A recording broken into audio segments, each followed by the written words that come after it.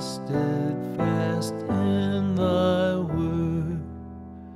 Curb those who... The Lord be with you. Welcome to our next installment in our 3:16 series. Today we're going to cover Numbers and Deuteronomy. So first,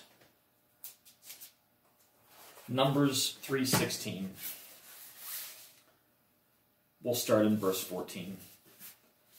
And the Lord spoke to Moses in the wilderness of Sinai, saying, List the sons of Levi by fathers' houses and by clans. Every male from a month old and upward you shall list. So Moses listed them according to the word of the Lord, as he was commanded. And these were the sons of Levi by their names, Gershon and Kohath and Merari. It's pretty simple.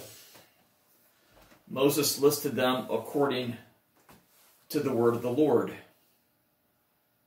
He did what he was commanded to do.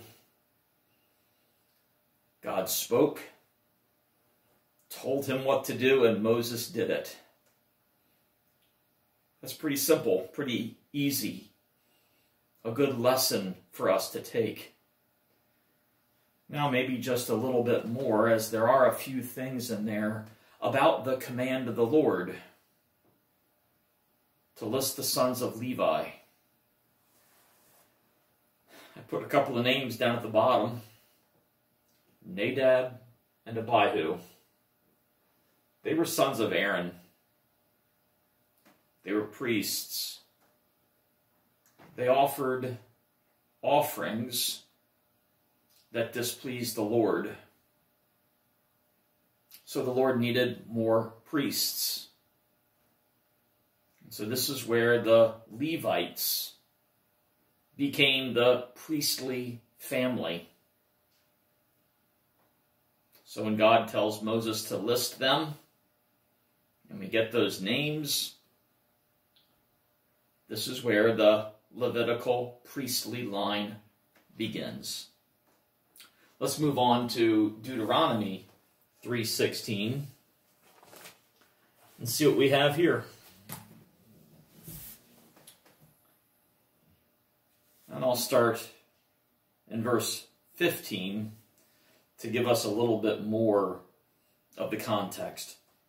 To Machir I give Gilead, and to the Reubenites and the Gadites I gave the territory from Gilead as far as the valley of the Arnon, with the middle of the valley as a border, as far over as the river Jabbok, to the border of the Ammonites, the Arabah also, with the Jordan as the border, from Kinnereth as far as the sea of the Arabah, the Salt Sea, under the slopes of Pisgah on the east.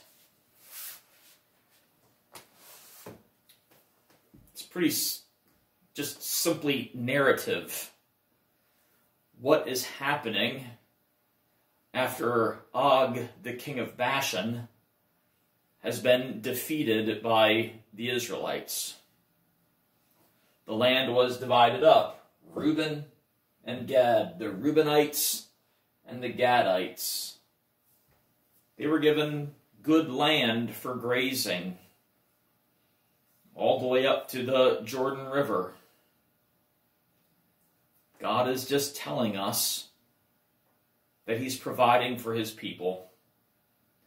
He had faithfully led them, even when they rebelled. He still continued to lead them.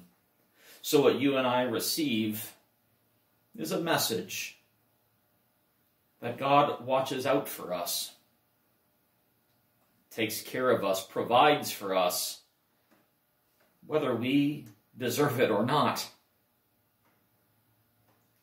We thank the Lord that he faithfully leads and takes care of us. Thanks for watching a really simple, short lesson on our 3:16s.